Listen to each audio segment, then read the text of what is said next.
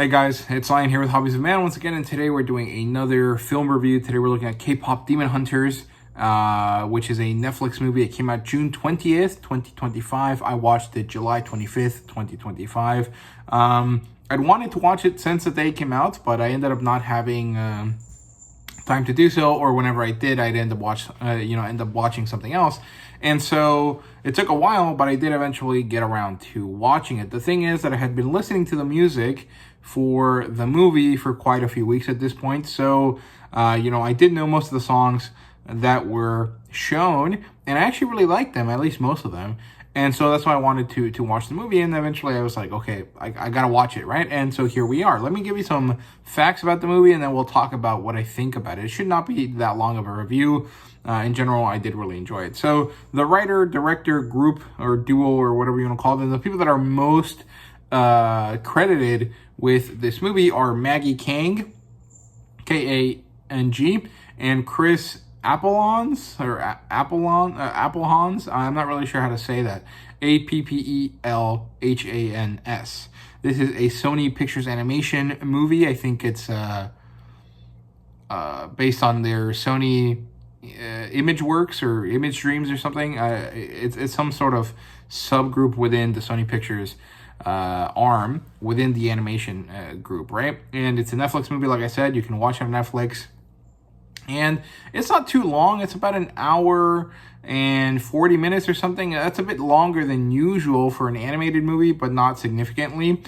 And the music was, like, the score was created by Marcelo Sarvos, but a lot of actual, songwriters worked on the songs that were actually, portrayed by the characters. And so I don't have a list of all of their names, but there was a lot of them, right? So even though Marcelo Sarvos is credited with the score, he's not actually the one that made the song. He just made the background music, the OST, right? Kind of like a John Williams type job, whereas other people did the music, or like the songs that were sung, right? In terms of notable talent, we have Ken Jeong, who is a comedian. He used to be a doctor, and he turned into a comedian. I can't remember what character he plays here, but I do remember recognizing his voice.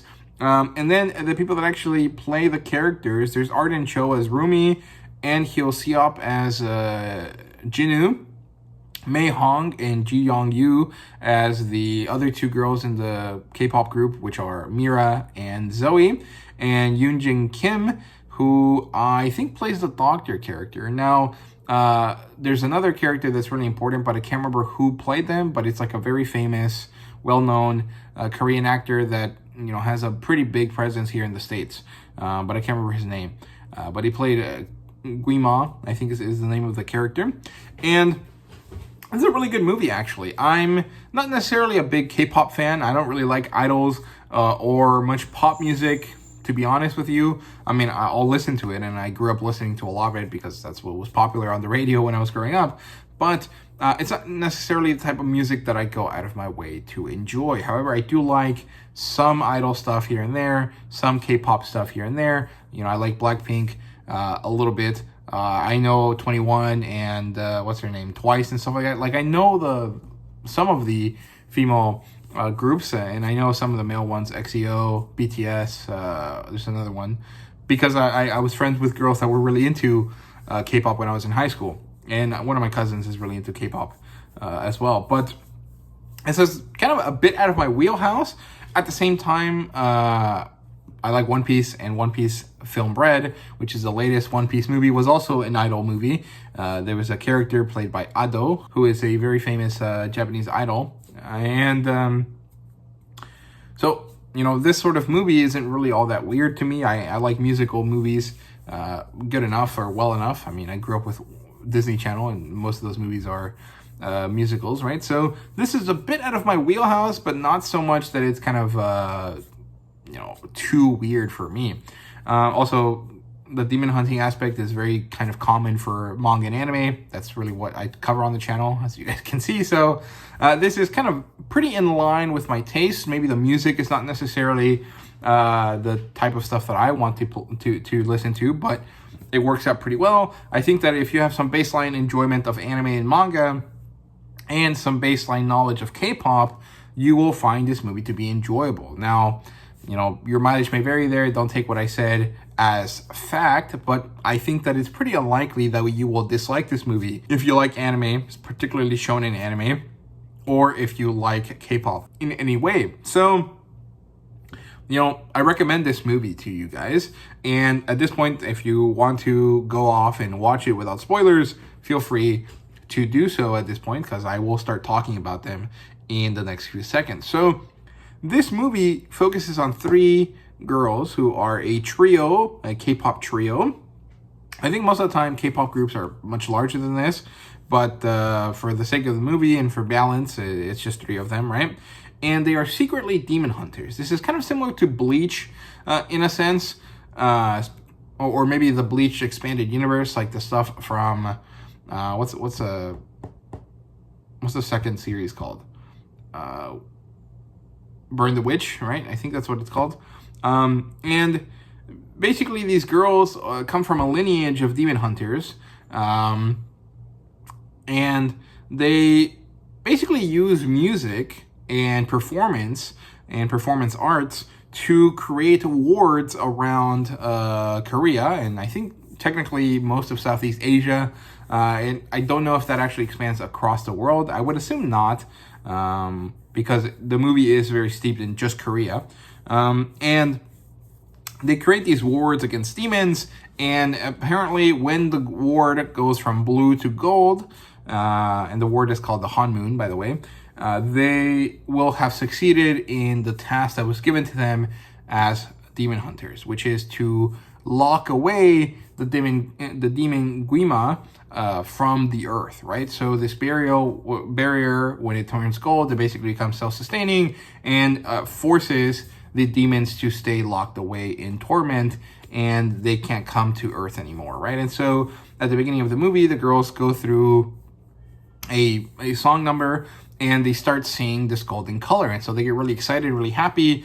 And as the power of the ward increases through their popularity, it turns out that Rumi, the main character, happens to be half demon. And so she's being affected by the ward as well to an extent. And she's losing her voice because the patterns that denote her demonness are reaching her voice. And her insecurities are harming her as she comes closer to dealing with the fact that she is the demon, right? And that she might be affected by the Hanmoon activating properly. At the same time, in the underworld, or the demon realm, whatever you want to call it, Guima is the head demon. He is shown as a serpent head made out of fire, which is really cool. I like that.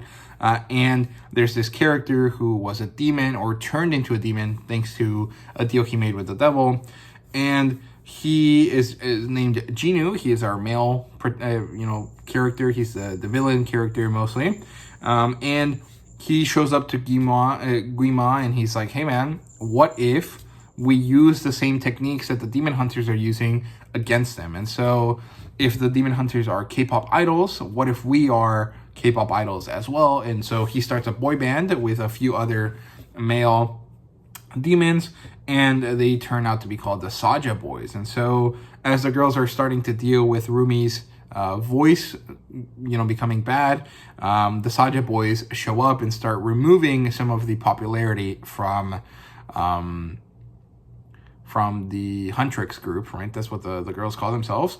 And this starts to kind of really go into the deeper kind of storytelling, which is this battle between good and evil through a battle of the bands type scenario called the Idol Awards, right? And it's pretty fun. I really like this. On one hand, just listening to the music by itself, I used to think that this was based kind of like, what if we make Tenacious D for the girls? Because in Tenacious D, they also fight a demon. They also have a song where they tribute the fact that they they performed a song at one point, or that they have a song in mind, but they can't actually play it anymore. And so they play a song that tries to live up to that, right? This is what it sounds like is the version here in K-pop Demon Hunters. And in Tenacious D, of course, it's a tribute, right? And so there's that idea. So I thought that's what it was. To be honest with you, it's not really. This is a bit more in line with something like Wendy Wu, Homecoming Warrior. That's an old callback for a Brenda Song movie from back in the day. Or something more akin to maybe Shang-Chi in the last couple years, right? Something like that. very much a Asian story that is being sold to audiences that are not Asian, and is hopefully doing well. And I think it is, actually. It's managed to break some records on Netflix, right? And so, like I was saying, I thought that this was more of a Tenacious D type movie. It's not really, but it does seem to be, to my mind, vaguely inspired by something like that, right? And the Battle of the Bands kind of scenario happens. The girls are nearly about to succeed in their honeymoon thing when the Saja boys show up, like I was mentioning earlier. And then we have a bit of a romance story between Rumi and Jinwoo. And this kind of story is interesting because it initially starts with a lie. Jinwoo tells Rumi the story of how he became a demon. He was sacrificing himself for the sake of his family. Turns out that this isn't true. He actually only sacrificed his soul for his own sake. He left his mom and his younger sister to rot in their, poverty. And he became very important to the king's court as a singer, or as an entertainer, I guess. And he's lived with Guima for 400 years. He has grown to hate Guima, especially because he remembers his family. He has the memories of what he did to them, and for 400 years he's been stewing in this, right? And so he managed to convince Guima to allow him to be a pop star, and this was all technically done for the sake of his own self, right? He was trying to usurp power from Guima in some way, or develop enough strength to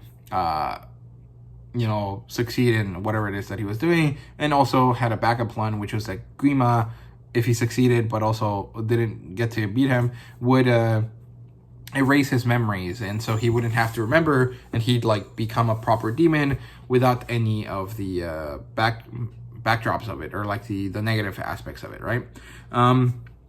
And so he tells Rumi all of this stuff, and Rumi initially is against interacting with him, but as she becomes more comfortable with him, she starts realizing that she likes him, and that through him, she's learning to accept herself, right? If she can accept the demon, she can accept herself in this sense, because her insecurities are due to the fact that she can't be a normal person because of these patterns that are on her body that she doesn't want to show her friends, right?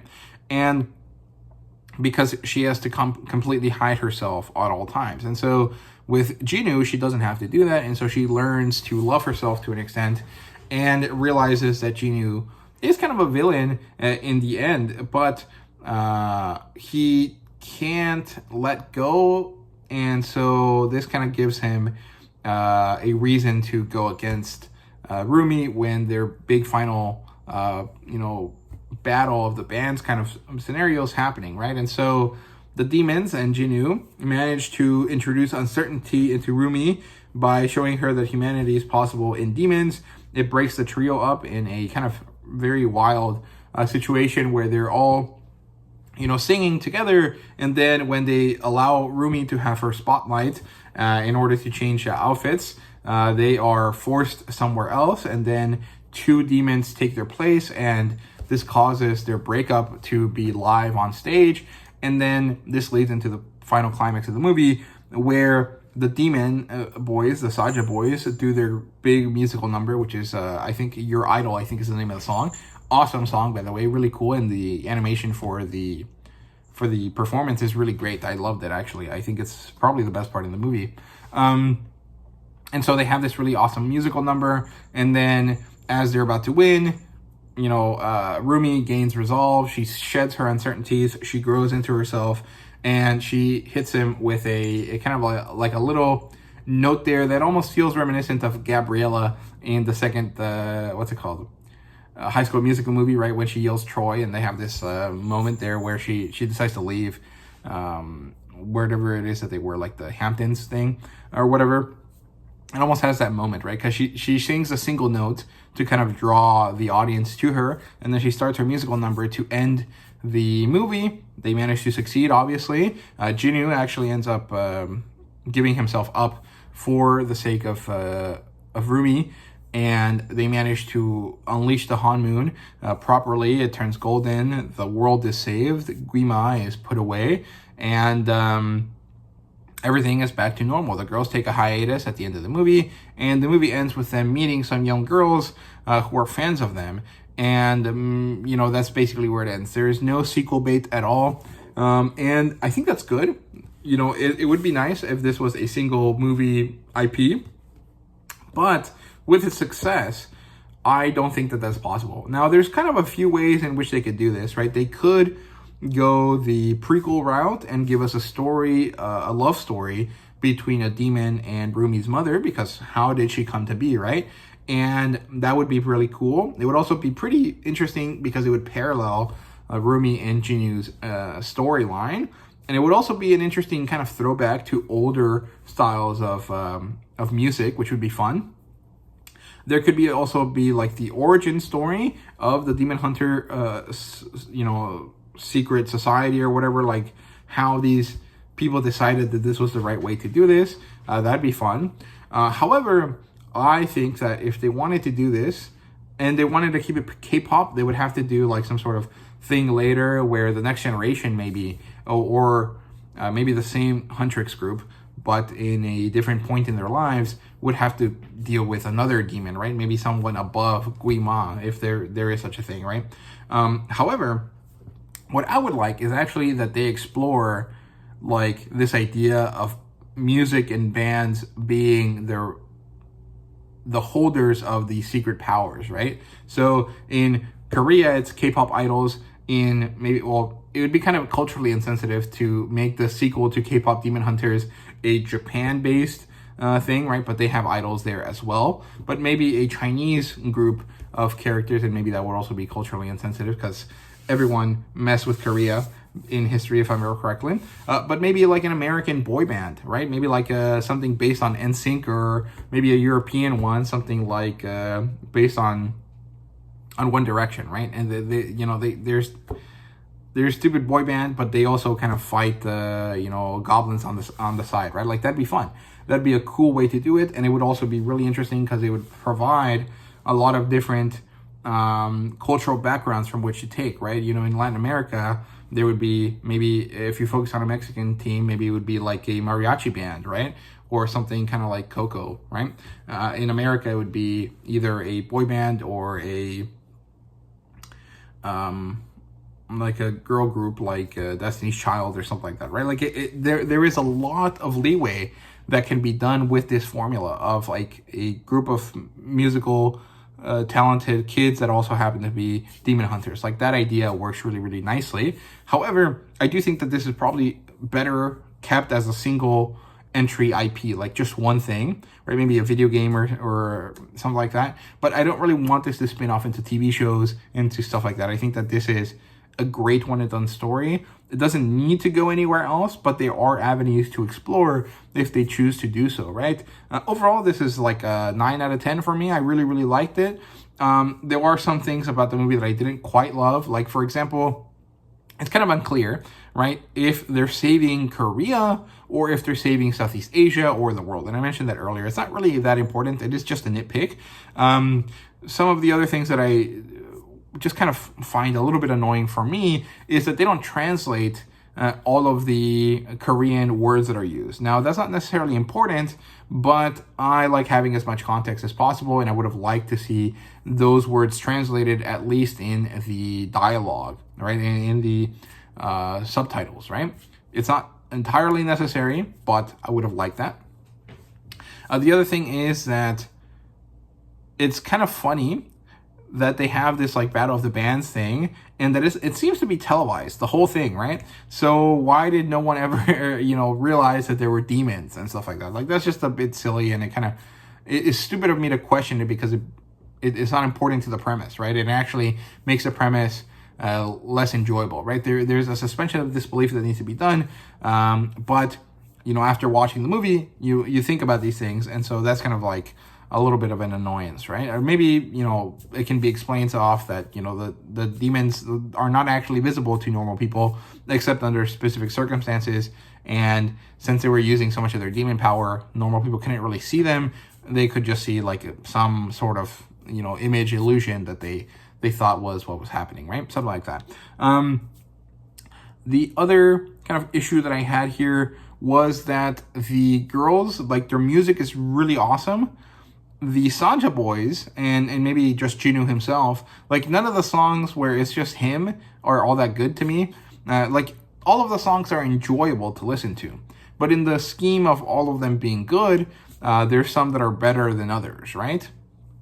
All of the girls, all of their songs are great. The Saja boys' final song, like their villain song, the Your Idol, that one is really great. But I didn't really like Soda Pop. I think that's just too like saccharine for my taste. Like it's just too like I don't know, sweet, I guess. Like it's just a bit much. There's also another song called Free. This is between Rumi and Jinu, and I didn't really like that song. Just the vibe of it didn't really work for me. Like I understand it's like a love song, but it was just not one that I enjoyed. Compared to all of the other ones. And there was something else that I didn't quite like, but I can't remember what it is off the top of my head, so it's not really that important. That's why it's a 9 out of 10 for me. There's some nitpicks here and there that kind of bring it down, but not enough to make it a bad movie. Overall, this was great. If this was available for purchase, I probably would buy it. Maybe not initially. I would wait a few months for it to go down in price, maybe a few years for it to go down in price a lot. But I would eventually, buy this physically if it was possible to do so. That's not really the case with most Netflix things, so we'll see. But this was great. I really enjoyed it. I recommend you guys watch it. And thank you guys very much for watching this video specifically. So, yeah, thank you guys once again. And see you guys later.